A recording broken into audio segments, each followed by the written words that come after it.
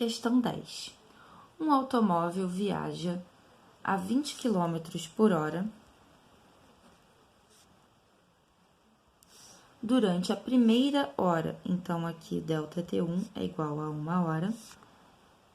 E a 30 km por hora, então, V2 igual a 30 km por hora, nas 2 horas seguintes. Então, ΔT2 são 2 horas. E ele quer saber, então, sua velocidade média durante as 3 primeiras horas, ou seja, a primeira hora de deslocamento mais a segunda hora. Para calcular a velocidade média, nós vamos usar a fórmula velocidade média é igual a ΔS sobre ΔT.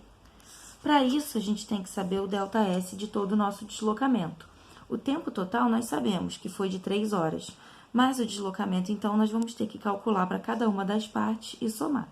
Então, na primeira parte aqui, o deslocamento vai ser ΔS1 é igual a V1 vezes ΔT1.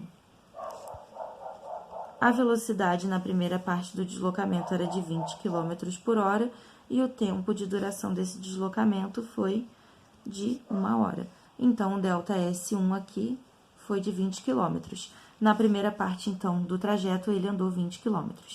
Vamos fazer o cálculo do quanto ele andou na segunda parte do trajeto, então.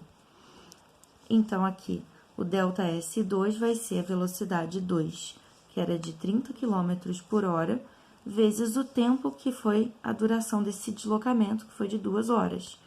Então, aqui, a parte 2 do deslocamento foi 60 km.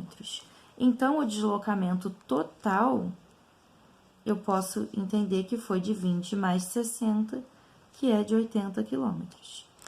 Para saber, então, a velocidade média desse deslocamento, eu vou pegar o total que esse veículo andou, que foi de 80 km, e dividir pelas 3 horas de deslocamento dele. A gente pode fazer essa continha aqui. 8 dividido por 3 vai dar 2, sobra 2.